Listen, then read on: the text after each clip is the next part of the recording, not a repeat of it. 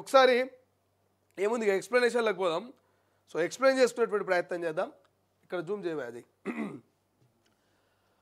BC రిజర్వేషన్లపై no clarity, 42% పెంచుతూ ఇటీవలే సర్కార్ ఆర్డినెన్స్ను కేంద్రానికి పంపిన గవర్నర్. గ్రీన్ సిగ్నల్ ఎప్పుడనే దానిపై లేని స్పష్టత. స్థానిక ఎన్నికలపై గతంలోనే హైకోర్టు డెడ్లైన్ సెప్టెంబర్ 30లోగా నిర్వహించాలని ఆర్డర్. రిజర్వేషన్ల ఖరారుకు ముగిస్తున్న హైకోర్టు గడువు. కోర్టు నిర్ణయంపై అధికారుల్లో ఉత్కంఠ. రిజర్వేషన్లు లేకుండా ఎన్నికలు లేవని సీఎం ప్రకటన. నేడు భేటీ కానున్న రేవంత్ క్యాబినెట్ ఎన్నికలపై కీలక నిర్ణయాలంటున్న పెద్ద ఎత్తున టాక్. ఇక స్థానిక ఎన్నికలు డౌటేనంట. అదేం డౌటు? తెలంగాణలో స్థానిక సంస్థల ఎన్నికల సంబంధించి కీలక పరిణామం చోటు చేసుకుంది. బీసీ రిజర్వేషన్ల వ్యవహారంలో న్యాయ సలహాల కోసం గవర్నర్ విష్ణుదేవ్ వర్మ ఆర్డినెన్స్ను కేంద్రం హోంశాఖకు పంపారు. ఆర్డినెన్స్పై అడ్వకేట్ జనరల్ న్యాయ నిపుణులతో చర్చల అనంతరం గవర్నర్ ఈ నిర్ణయం తీసుకున్నారు. రాజ్యాంగం ప్రకారం రాష్ట్ర ప్రభుత్వం జారీ చేసిన ఆర్డినెన్స్లను గవర్నర్ ఆమోదించాల్సి ఉంటుంది. అయితే కొన్ని ప్రత్యేక సందర్భాల్లో న్యాయ సలహా కోసం కేంద్ర హోంశాఖకు పంపవచ్చు. కేంద్ర హోంశాఖ న్యాయ నిపుణులతో సంప్రదించి ఆ ఆర్డినెన్స్ భద్రతపై తమ సలహాలను గవర్నర్కు తెలియజేస్తుంది.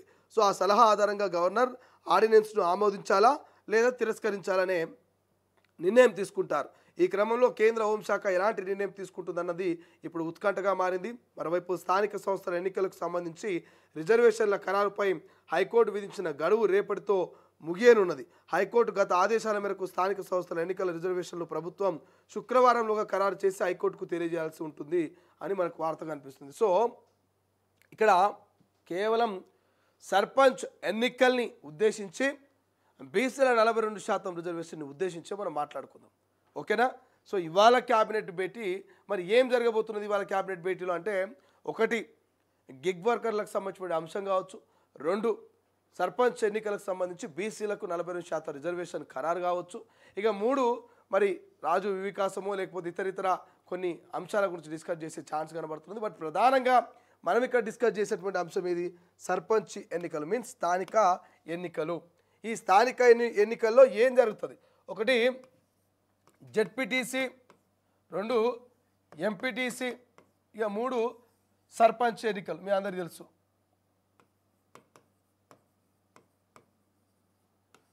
ఈ 3 మీదనే అందరి చూపు. ఈ 3 మరి ఎన్నికలు కంప్లీట్ కావాలంటే 42% రిజర్వేషను రావాలి. ఎట్లా వస్తుందా 42% రిజర్వేషను? ఒకటి మనం చెప్పినాం, ఇటు అసెంబ్లీలో బిల్లు పాస్ చేసుకొని గవర్నర్ ఆమోద ముద్ర వేసుకొని ఢిల్లీకి పోయి పార్లమెంటు ముంగిట ఆగింది ఈ బీసీ 42% రిజర్వేషన్ బిల్లు. మరి ఏమాగింది ఢిల్లీలో? ఆ ఢిల్లీలో ఆగినటువంటి బిల్లు పాస్ కావాలంటే ఏం జరగాలి? భారత రాజ్యాంగంలోని 9th షెడ్యూల్లో చేర్చి మరి పార్లమెంటు ఉభయ సభలో ఆమోద ముద్ర వేస్తే కానీ మరి ఆ 42% రిజర్వేషన్ బిల్ అనేది పక్కా మరి అమలు అవుతుంది రాజ్యాంగబద్ధంగా. విద్య, ఉద్యోగ, రాజకీయాలు బీసీలకు 42%. ఏదైనా ఉద్యోగాలు పడ్డాయి, అందులో 100 ఉద్యోగాలు పడితే 100లో 42% అంటే 42 సీట్లు బీసీలకు పోవాల్సి ఉంటుంది. అది ఈ బిల్లు కనుక పాస్ అయితే అది జరుగుతుంది. ఇక ఉద్యోగాలలో 42%, మరి రాజకీయాలలో 42%, ఇట్లా రాజ్యాంగబద్ధంగా 9th షెడ్యూల్లో చేరిస్తే సాధ్యమవుతుంది. లేదు ఇప్పుడు కేవలం సర్పంచ్ ఎన్నికలు జరగాలి. సర్పంచ్ ఎన్నికలకు మరి ఇప్పుడు రాష్ట్ర ప్రభుత్వానికి కత్తు మీద సాములు ఎక్కువ ఉన్నది. ఇది ఒక డెడ్ లైన్ పెట్టుకున్నారు. ఇప్పటికే హైకోర్టు సెప్టెంబర్ 30 లోపల ఎట్టి పరిస్థితుల్లో మీరు ఏం చేయాలి? సర్పంచ్ ఎన్నికలు పెట్టాలి, జెడ్పీటీసీ ఎన్నికలు పెట్టాలి, ఎంపీటీసీ ఎన్నికలు పెట్టాలని డెడ్ లైన్ పెట్టింది. మరి ఈ 3 నెలల టైంలో ఓ నెల టైం ఏమో రాష్ట్ర ప్రభుత్వానికి ఇచ్చింది. ఏమని ఉన్నది? ఆ నెల ఏంది? ఇవాళకి లాస్ట్ రాష్ట్ర ప్రభుత్వానికి హైకోర్టు ఇచ్చిన సమయం ఇవాళతో ఓ నెల అయిపోయింది. మరి ఈ నెల లోపల రిజర్వేషన్లు ఖరారు చేయాలని చెప్పింది. 42% రిజర్వేషను మరి ఖరారు గనక చేస్తే ఈ మిగిలిన 2 నెలల్లో మరి రాష్ట్ర ఎన్నికల సంఘం అనేది కార్యాచరణ మొదలుపెట్టి ఎన్నికలు పూర్తి చేస్తుంది. సో మరి నెల గడువు అయిపోయింది, ఇంకా 2 నెలల సమయం ఉన్నది. మరి నెల లోపల రిజర్వేషన్ అన్నారు ఇంకా కాలేదు. బట్ ఇవాళ క్యాబినెట్ ఉన్న సాయంత్రం మరి ఇవాళ క్యాబినెట్లో ఏం డిస్కషన్ చేస్తారు ఈ సర్పంచ్ ఎన్నికల మీద? సో వైపు ఆర్డినెన్స్ అంటున్నారు, ఇంకోవైపు రాజ్యాంగంలో 9th షెడ్యూల్ అంటున్నారు. ఇట్లా కాదు అట్లా కాదు అనుకుంటే పార్టీ పరంగా ఇవ్వాలనుకుంటున్నారు. కానీ ముఖ్యమంత్రి ఏమంటున్నాడు? పార్టీ పరంగా ఇవ్వాలంటే ముఖ్యమంత్రి మరి పార్టీ పరంగా లేదు. ఎక్కడ పోయాది? రిజర్వేషన్లు లేకుండా ఎన్నికలే లేవని సీఎం చెప్తున్నాడు. రిజర్వేషన్లు లేకుండా 42% జెడ్పీటీసీ ఎంపీటీసీ ఎన్నికలే లేవంటున్నాడు. సో ఖచ్చితంగా మరి 42% రిజర్వేషను జరిపి తీరాల్సిందే అనేటువంటి ఒక ముచ్చటైతే మనకు కనబడతా ఉంది. సో దానికి సంబంధించినటువంటి వార్తా కథనం క్లియర్గా మనం అయితే చూస్తూ ఉన్నాం. సో ఇట్లా చెప్పుకుంటూ పోతే చాలా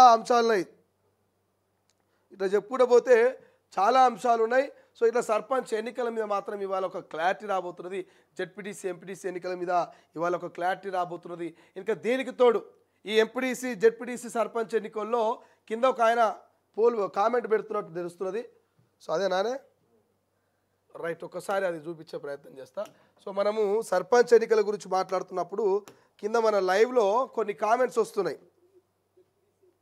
సో ఆ కామెంట్స్ని కూడా నేను ఒక్కసారి చదివే ప్రయత్నం చేస్తా. మనం ఒకసారి ఆ కామెంట్స్ కనుక చూస్తే ఎక్కువగా వచ్చినటువంటి కామెంట్స్ మనకు మార్నింగ్ న్యూస్లో, 2 పిల్లల నిబంధన తీసివేయండి, సీఎం సార్కి చెప్పండి, సర్పంచ్ ఎన్నికలకు 3 పిల్లల్ని తల్లిదండ్రులు అవకాశం ఇవ్వాలని సర్పంచ్ ఎన్నికలు పెడితే బాగుంటుందని ఒక ఆయన మనకి ఇక్కడ లైవ్లో కామెంట్ పెడుతున్నా. అంటే ప్రధానంగా ఏం నడుస్తున్నది, చాలామందికి జెడ్పీటీసీ అయినా ఎంపీటీసీ అయినా సర్పంచ్ అభ్యర్థి అయినా ఎవరైతే మరి ఈ యొక్క స్థానిక సంస్థల ఎన్నికల రేస్లో ఉండాలనుకున్నటువంటి అభ్యర్థులు ఎవరైతే ఉన్నారో వీళ్ళందరూ కూడా మరి 3 పిల్లల నిబంధనని ఎత్తివేయాలంటున్నారు.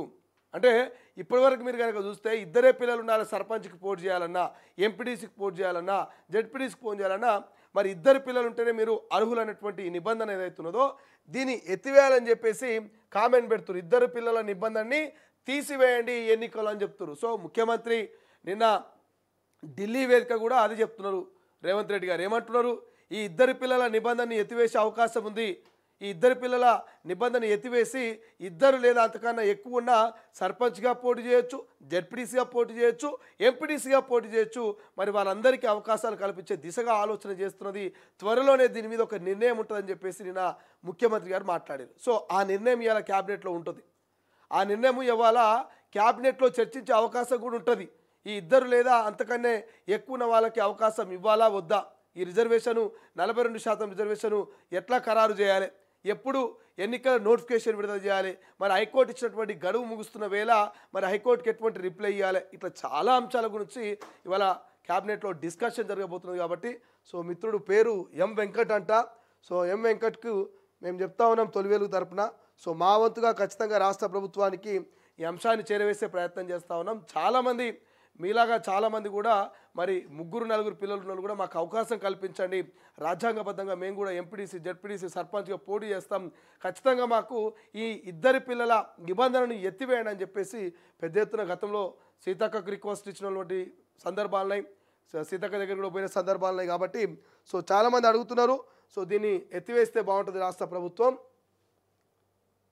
రైట్, ఒకసారి ఇక వార్తా కథనానికి వస్తే ఇక్కడ మరి హైకోర్టు ఇచ్చినటువంటి గడువు కూడా ఇవాళతో ముగుస్తూ ఉంది. కాబట్టి మరి ఇవాళ క్యాబినెట్ మీద ఆధారపడినది. క్యాబినెట్లో సర్పంచ్ ఎన్నికలు ఇప్పట్లో ఉన్నట్టా లేనట్టా, ఉంటే రిజర్వేషన్ ఖరారు చేస్తారా చేయరా, పార్టీ పరమా లేకపోతే ఆర్డినెన్స్ ఓకే అవుతుందా, లేకపోతే రాజ్యాంగబద్ధంగా 5వ షెడ్యూల్లో పెడతారా, ఏం చేయబోతున్నా అనేది ఒక ఉత్కంఠమైనటువంటి మరి వాతావరణం అయితే నెలకొన్నది. ఇవాళ క్యాబినెట్ నిర్ణయం మీదనే మరి తెలంగాణ ప్రజలంతా కూడా కోటి ఆశలు పెట్టుకున్నారు. ప్రధానంగా మరి స్థానిక ఎన్నికల్లో పోటీ చేసేటువంటి అభ్యర్థులు అయితే కోటి ఆశలు మరి ఇవాళ క్యాబినెట్ మీదనే పెట్టుకున్నారు. ఏం నిర్ణయం ఉంటుంది ఈ క్యాబినెట్ అనేది మనం ఇవాళ సాయంత్రం వరకు చూడాల్సినటువంటి అవసరం ఉన్నది. ఇంకేమున్నాయా కొత్తగా? ఇక రాష్ట్రంలో ఈ నెల 29 వరకు వర్షాలంట. వాబ్బో, పెద్ద కథనే ఉన్నది. కానీ ఎంతనా